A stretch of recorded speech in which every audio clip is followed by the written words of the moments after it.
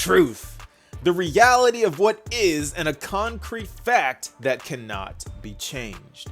However, there exist external forces that seek only to manipulate the perception of said truth in an attempt to shatter concrete fact with boundless uncertainty. And this is the path of the Enigmata, the elusive yet extensive path that has way too many followers in both real life and in-game. When I was planning out this video, the original idea was to look into the origins of each and every single Aeon and compile them all so that we can all look back at them later when they become important. However, this is when I came across two videos. One by Ashikai, of course, and one by Lality's Lore that make the bold claim that Fuli doesn't exist and is instead a construct of the Enigmata. Because no one really knows the origin of Fuli, and this Aeon of Remembrance is many times described to be enigmatic, among many other very perceptive points. However, being the natural skeptic and contrarian that I am, I looked into some things and came back with my own conclusion.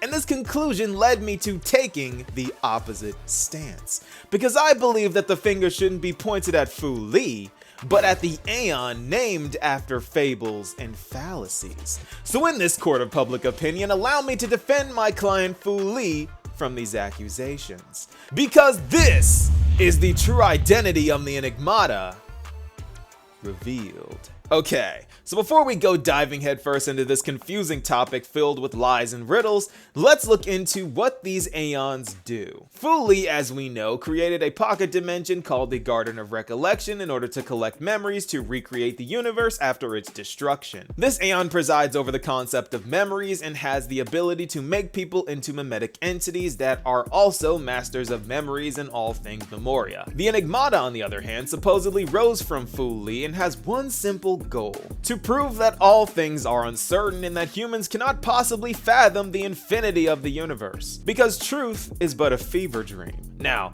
I want you to keep this last part in mind because it is this very fact that puts Mythus in hot water. Let me explain.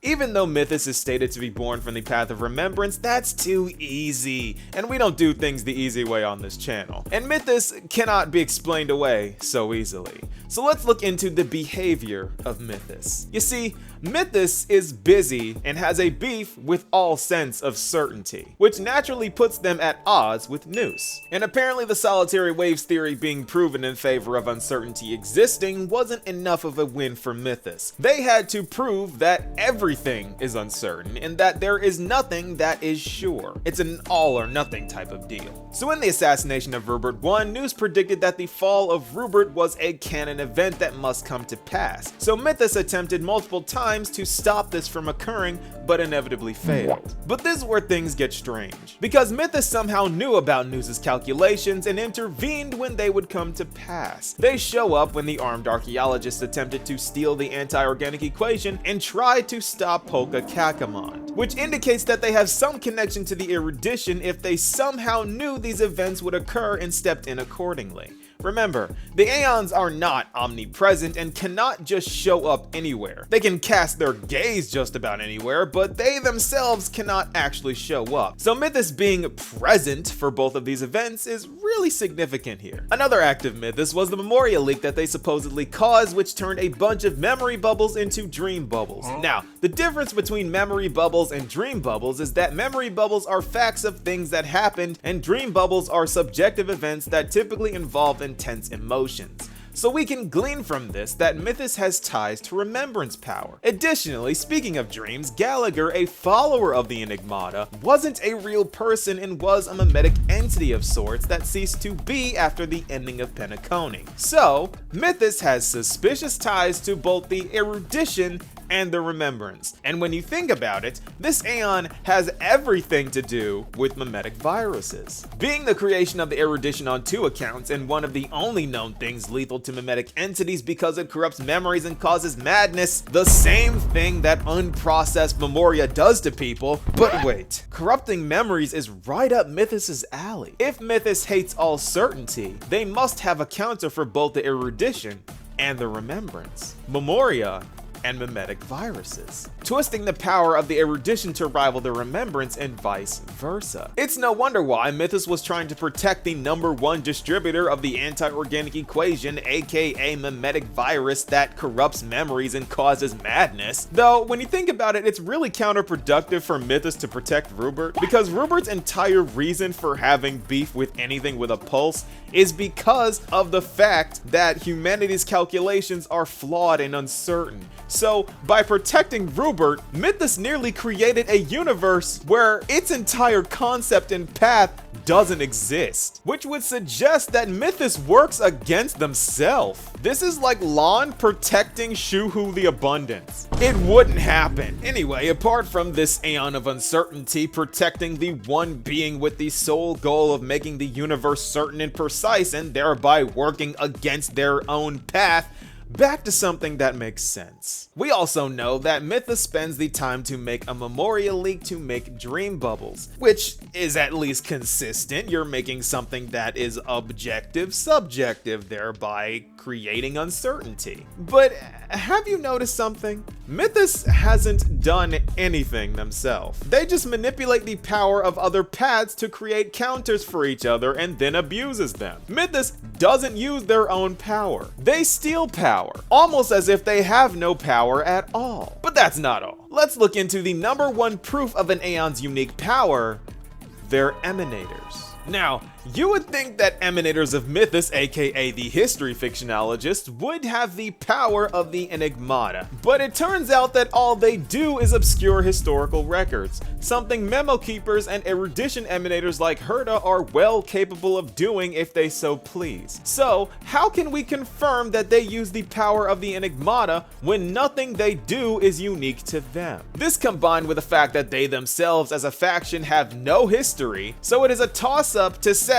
if they even exist. Because in truth, anyone can be a history fictionologist even if they don't follow the ENIGMATA. A feat can just be attributed to them anyway. If Silverwolf just decided one day to strike a planet with a virus that destroys all of their historical records, a feat she has matched in the past by the way, she would be a history fictionologist. And she's not even an emanator, she's just a really good hacker. So in reality, apart from speculation, we have no clue if the path of ENIGMATA even has emanators or any type of power at all. But Nova, by that logic, how do we know that Fuli is real? Fuli has no origin story, and that's a great point. Let's look into that, shall we? Well, we have Fuli on record recreating people as mimetic entities which assist them in collecting memories to place in the Garden of Recollection. And these memo keepers, just like Black Swan, view all memories as precious. But you see, not all memories are factual, and they inherently are subjective and based off of a person's point of view. So why would Fuli try to recreate the world after its destruction out of something as fickle as memories? It sounds like quite the enigmatic pursuit, doesn't it? Until you recognize the existence of the cremators. You see,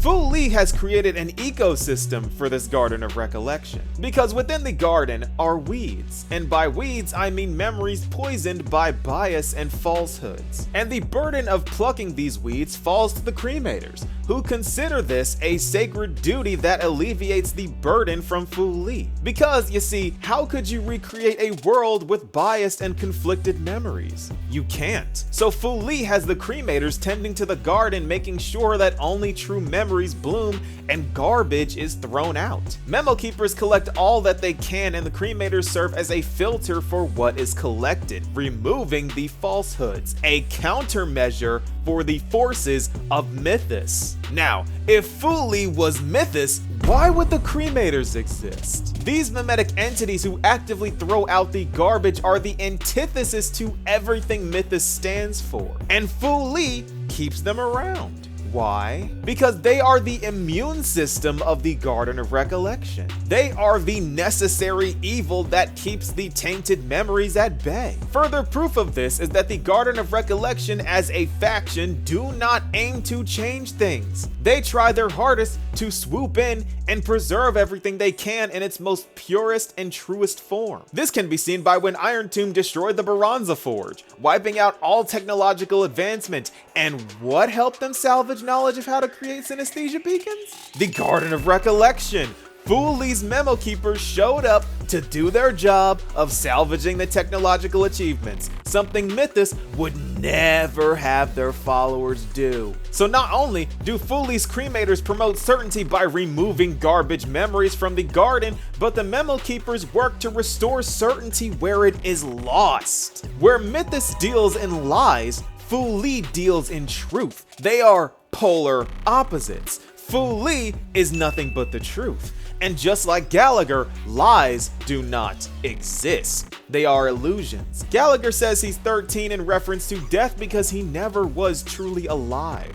Lies are destined to be undone, just like we saw in Amphorius, as Aglaia says, lies will always be lies. This is why Mythus doesn't use their own power and just twist the creation of Fuli and Nous, because they in themselves have no power. Mythus is nothing but a myth. This path does not exist. It has no past, and its future is to be undone, just like any lie would. Why? Because we heard from Kafka a long time ago that overlapping concepts eventually collide with the broader path engulfing the more narrow one.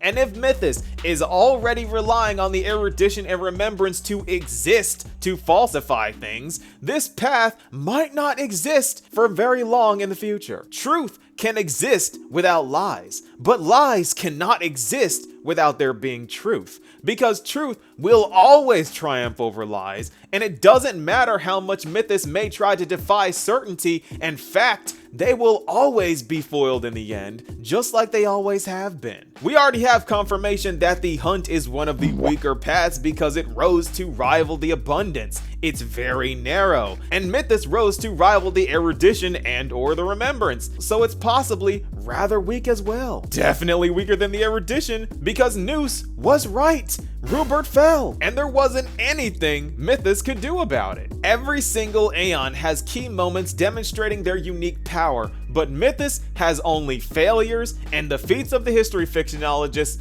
the so-called emanators of Mythus, don't even need to have received the power of Mythus to do what they do. The anti-organic equation being an example of this. Anything from a mimetic virus to a force like Iron Tomb's destruction of technological achievements can be considered something a history fictionologist would do. Heck, nihility as a whole deletes memories and thereby history. Ask Acheron. How do we know if these guys are real emanators when every other path can do what they do if they really felt like it? How do we know if these guys aren't just really strong pathstriders calling themselves emanators that just go around using other paths' abilities to mess around with history? Again, Silverwolf, well within her capabilities to do that. Think about it. Harmony can brainwash people, erudition can create mimetic viruses, remembrance can delete memories, destruction can blow up a database, elation can turn anything into a game and thereby a guessing game, and nihility just deletes everything. How do we know that a path with no past with an Aeon named Mythus